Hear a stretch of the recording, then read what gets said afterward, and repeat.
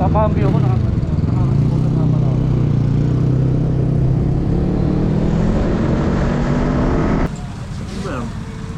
Manok na yun pare. Ayun. Ayan. Tapos may lugaw pa siya oh. Tapos may kape pa siya oh. Depende sa pang kanin. Ako nakadalawang kanin na baka matulog ka naman pagdadrive mo na. Masarap din yung biko. Stop over, kain muna kape.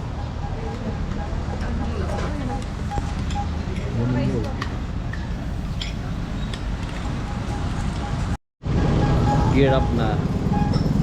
Kami ay babiyahe na. Ito na kami ng ano. Diretso na kami ng Kamay ni Jesus.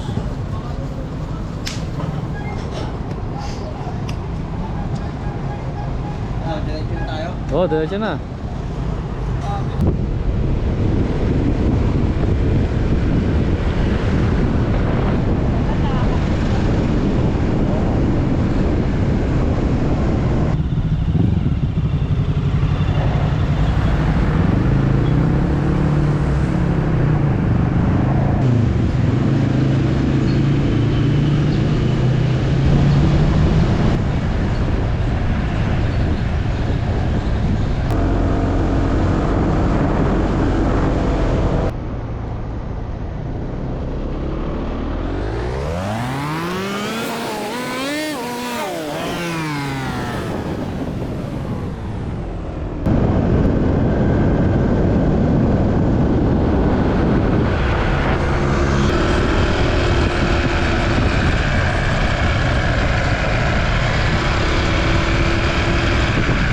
Suko mo na pre. Dito na kami sa Kamay ni Jesus. Diretso ko sa Ayan. buon eh. Puti na rin balbas eh. Ayun ang Kamay ni Jesus. Kaya may bayad yung pa.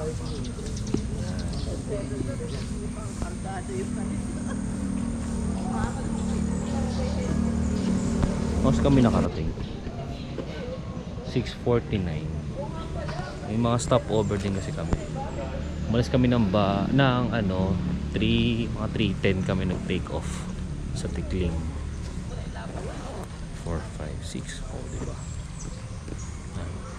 Ikutin natin tong Kamay ni Jesus.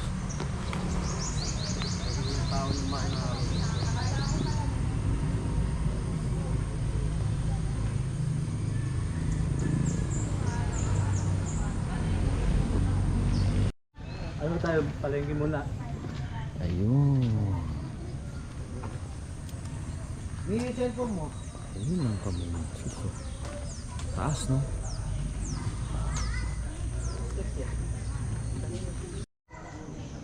Ito, dito kami dati nag-ano eh. Padasal. Meron na pala nito. Healing Church of the Risen Christ.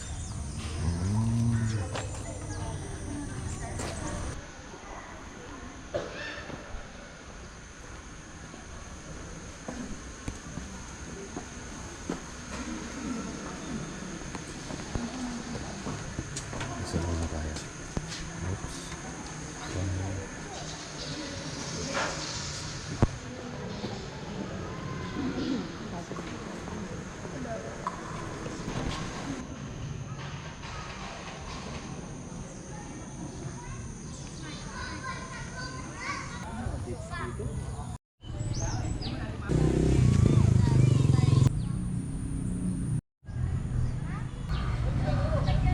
Nandito kami ngayon sa Goroto, yung bilihan ng longganisa sa tapat ng Kamay ni Jesus. Ayan, ito yung luma nilang store. Lilipat na daw sila dito sa kabila.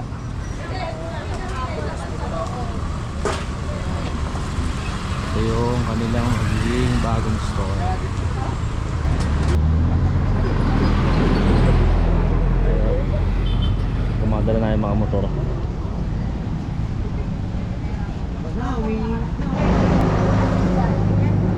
Uy, ano yung pinagkakaguluhan nyo? Eto. Titikman ko te Uy, inihaw na. Ang lagayan.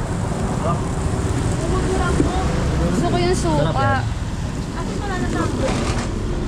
May kutsara pa nga. Ay, mga food trip oh. Oh, food trip oh. Oh, oh, ayun oh. Oh, oh. Oh, ayun oh. Oh, food trip oh. Ano? Salap? Mo, yung mata mo. Yun yung concept. Tayo. Yan. Tikman natin. Ano yung flavor niya, mami? Wala. Ito mo to, ito yung lumili. Garlic Ay, po may yan. haba. Garlic, ayun. Eh, magkano yan sa ganyan natin? 20 pesos po. 30. 20. Ah, 20. Kasi ako. Ah, food trip tayo, food trip. Wala pang ano? Ah, masarap. Binablog na pa namin natin. Ang order, oh. Init-init. Siguro bagong luto yan. Oo naman, sir. Iyo. Anip naman ito. Ano, nausukan lang na ini. Baka nausukan ako na iyo. Sabi lang. Ikaw lang pala yung... Eh, dating nyo kaahon ko lang. Ang suka niyan, ate, ito rin gagamitin namin. Apa. Ah, okay. Sige, sige. Yan po yung sukan to ba? Ito ba? Yes. Okay, sige ate. Thank you, ah. Mami, oh. Lagayan mo to. Dito na lang ako. Ay, tinador di. Pakuha ko yun. Hinahab-hab yan. Ako may tinker ka. Hab-hab. Bagay sa longganisa yun.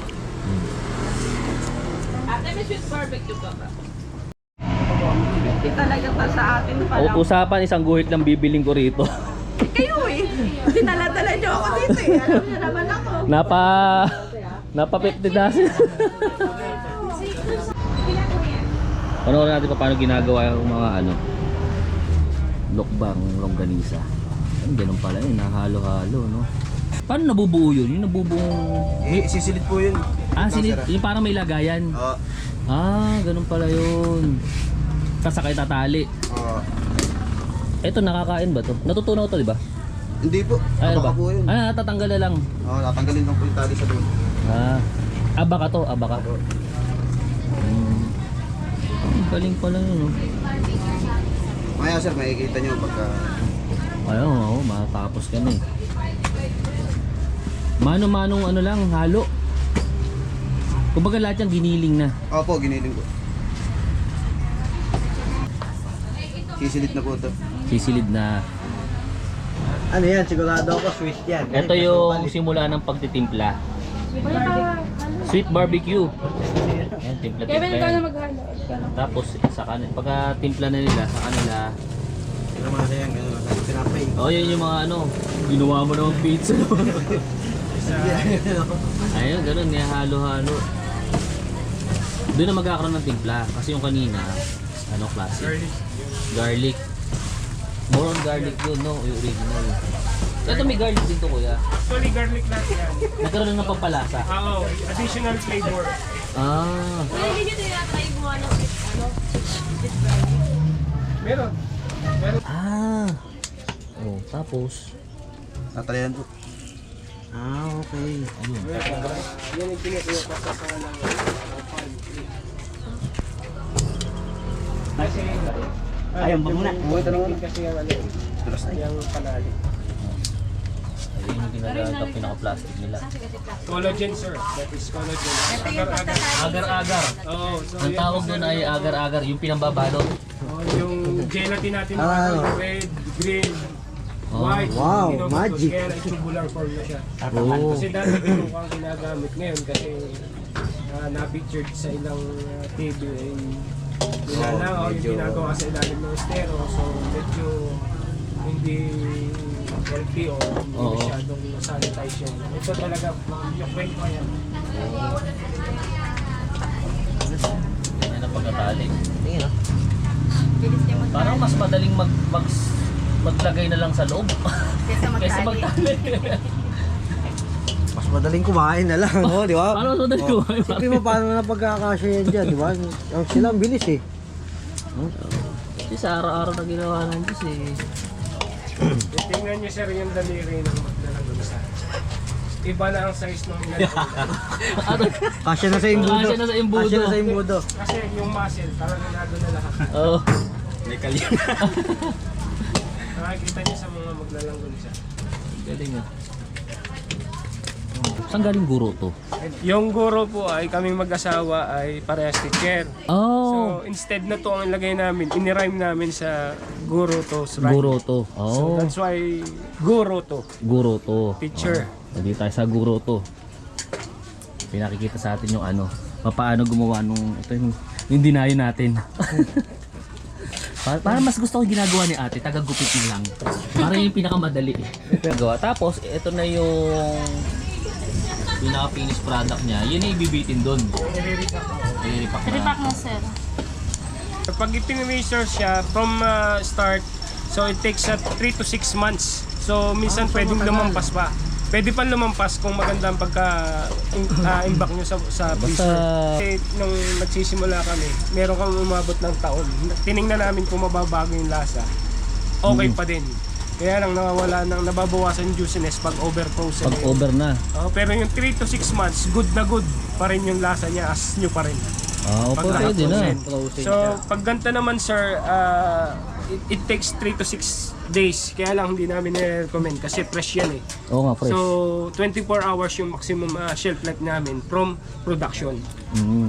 Doon naman sa 24 hours na yun, good na good pa rin yun. Kaya lang syempre, fresh meat yan. Hindi pwedeng, kumbaga, i-storage mo lang yan ng basta-basta. Oo. Nung unang panahon, siguro nung malinis pa nga, kasi kami nung una, talaga sir, pinaputuyo pa yan sa ibabaw ng ano. O parang yung nakikita ko nga eh. Nilalagay pa sa ibabaw ng mga asuhan or nung Oo, yung may nakita akong ganun dati.